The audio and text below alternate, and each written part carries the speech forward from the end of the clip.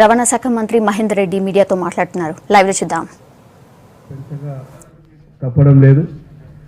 దీని ద్వారా 286 కోట్లు కవర్ అవుతుంది. మళ్ళీ ఏదో నష్టాలు కవర్ అవుతుంది కాదు. ఏదైతే 30 కిలోమీటర్లు దాటిన తర్వాత 5 రూపాయలు ఉంటే 6 రూపాయలు, 7 ఉంటే 8 రూపాయలు, 8 ఉంటే 9 రూపాయలు, 10 ఉంటే 11 రూపాయలు. అదేవిధంగా ఏసీ బస్సులకు 10% పెంచడం జరుగుతుంది.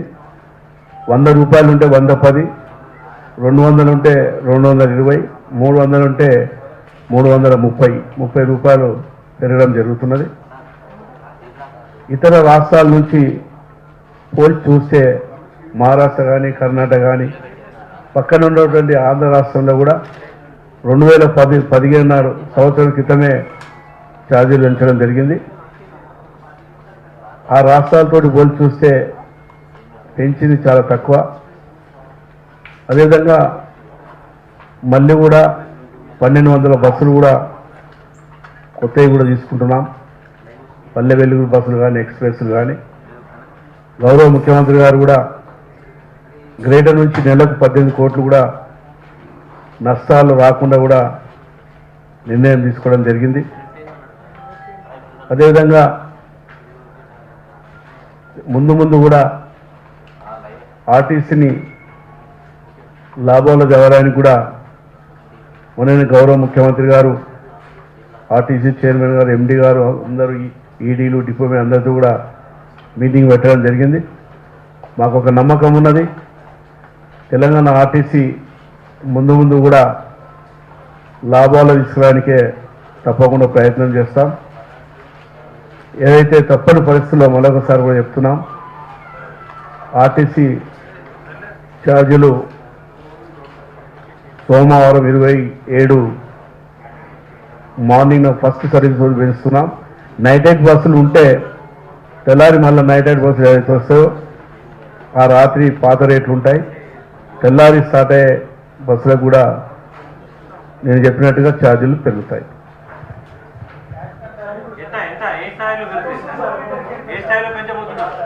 డీలక్స్ బస్సులకు, ఏసీ బస్సులకు 10%, పల్లె వెలుగు బస్సుల్లో 5 రూపాయలు ఉంటే 6 రూపాయలు అవుతుంది, 6 రూపాయలు ఉంటే 7 రూపాయలు, 7 రూపాయలు ఉంటే 8 రూపాయలు, 9 రూపాయలు ఉంటే 10 రూపాయలు, 1 రూపాయి. ఒక్క స్టేజ్ 5 కిలోమీటర్లు ఉంటుంది. ఏదేమో 30 కిలోమీటర్లు అంటే 30 కిలోమీటర్ల తర్వాత పెంచడం జరుగుతుంది. 2 రూపాయలు పెరుగుతుంది. 2 రూపాయలు, 30 లోపు 1 రూపాయి, 30 తర్వాత 2 రూపాయలు. అదేవిధంగా సిటీ బస్సులకు కూడా 10% పెంచడం జరుగుతుంది. సిటీ బస్సులకు, అదేవిధంగా ఏసీ బస్సులకు కూడా 10% పెంచడం జరుగుతుంది. ఆ పక్కన ఉన్న ఆంధ్ర రాష్ట్రంలో కూడా ఇదే పద్ధతిలో పెంచడం జరిగింది. మరి వారు 2015 పెంచినారు, మేము సంవత్సరం తర్వాత పెంచుతున్నాం. ప్రజల మీద భారం మోపకుండా చాలా సమయం కూడా ఇచ్చినాం. తప్పని పరిస్థితిలో ఈ విధంగా పెంచడం ద్వారా కూడా 286 కోట్లే మాకు కవర్ కావడం జరుగుతున్నది. ఈ నష్టాన్ని కవర్ చేయాలంటే ప్రభుత్వం కూడా, గౌరవ ముఖ్యమంత్రి గారు కూడా ఆదుకోవాల్సి ఉన్నది, ఆదుకుంటారు. కాబట్టి ముందు కూడా తప్పకుండా ఆర్టీసీ లాభాలు చేస్తాం. బస్ పాసుల మీద కూడా సేమ్ ఇదే ఎప్పుడైతే చెప్పినామో మీకు, అన్నిట్ల మీద బస్ పాసుల మీద కానీ ప్రతి ఒక్క దాని మీద కూడా ఇదే విధంగా జరుగుతాయి. చెప్తే కదా, లాస్ పోయే సంవత్సరం 701 కోటి, రోజుకు 2 కోట్ల నష్టం వస్తుంది. 2275 కోట్లు అప్పులు తీసుకున్నాం.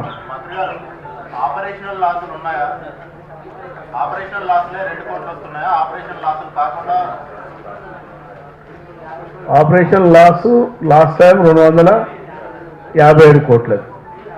క్లియర్గా చెప్పినాం రోజు విధంగా ఎట్లా ఉన్నది, ఎట్లా అప్పులు ఉన్నాయి, ఎట్లా నష్టాలు వస్తుందని చెప్పినాం. కాబట్టి పనితీరు మెరుగుపరచుకోకుండా ఛార్జీలు పెంచడం సరైనది కాదు, ప్రజల మీద భారం వేయదని ప్రతిపక్షాలు అంటే మీరేమంటారు?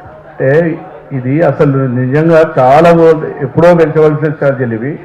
చాలా సమయం ఇచ్చినాము ప్రజల మీద భారం మోపకుండా తప్పని పరిస్థితిలో. ఇది కూడా ఎంత 287 కోట్లు కవర్ అవుతుంది. ఏదో ఇది పెంచినంత మాత్రాన లాభాలు వస్తాయని కాదు. అయినా కూడా మళ్ళీ ప్రభుత్వమే గౌరవ ముఖ్యమంత్రి గారు చొరవ తీసుకోవాల్సి ఉన్నది.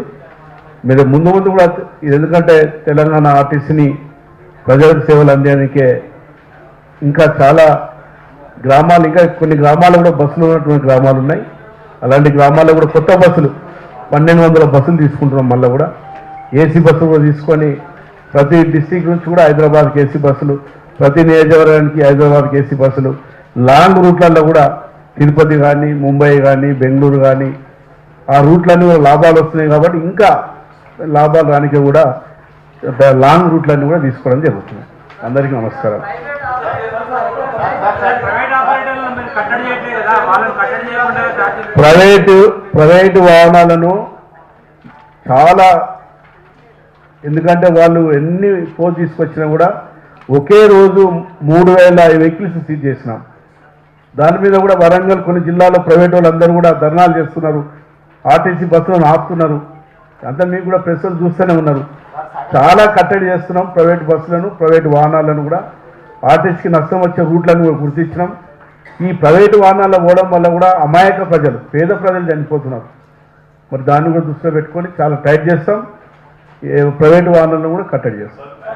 డీజిల్ పైన వస్తున్న నష్టాలే నష్టాలలో సగం డీజిల్ పైన వస్తున్న నష్టాలే. డీజిల్ పైన మనం ₹2 అదనంగా సెస్ చేసాం. పక్కన ఉన్న ఆంధ్రప్రదేశ్ మనం తప్ప దేశంలో ఎవరే లేదు ₹2. ఆ ₹2 తగ్గించినా కూడా ఈ 286 కంటే ఎక్కువ వస్తుంది అనేది నిపుణులు అంటున్నారు. దీని మీద అది కూడా ఆలోచిస్తాం. మేము చెప్పింది కూడా దాన్ని మళ్ళీ కూడా ఏదైతే అంటున్నారో మరి ఆ డీజిల్ అది ఎంత కన్ఫ్యూజింగ్ ఉన్నది. అట్లా ఏమైనా ఉంటే కూడా మేము ప్రజల మీద భారం మోపనిక లేదు. తప్పని పరిస్థితుల్లో ఈ ఛార్జీలు పెంచినాము. పక్క రాష్ట్రాల్లో పోలి చూస్తే కూడా ఇది చాలా తక్కువ. కర్ణాటక కానీ, మహారాష్ట్ర కానీ, పక్కనే మన రాష్ట్రం విడిపోయిన ఆంధ్ర రాష్ట్రంలో 2015 పెంచినారు, సంవత్సరం క్రితమే పెంచినారు. అయినా కూడా మనం ప్రజల మీద భారం మోపలేదు. తప్పని పరిస్థితులు పెంచినాం. అందరికీ నమస్కారం. అట్లా అదేం లేదు. ఎందుకంటే గౌరవ ముఖ్యమంత్రి గారు మొన్న కూడా రివ్యూలో చెప్పినారు, ఆర్టీసీని ప్రైవేట్కి ఇవ్వడానికి సిద్ధంగా లేదు. ఎంత నష్టాలు వచ్చినా ఎందుకంటే చాలా మంది పేదోళ్ళందరూ కూడా ఆర్టీసీలో జాబ్ చేస్తున్నారు కాబట్టి అలాంటి వారిని వదులుకోనికే లేదు. ఎంత కష్టం వచ్చినా కూడా గవర్నమెంటే ఆర్టీసీ నడుపుతుంది.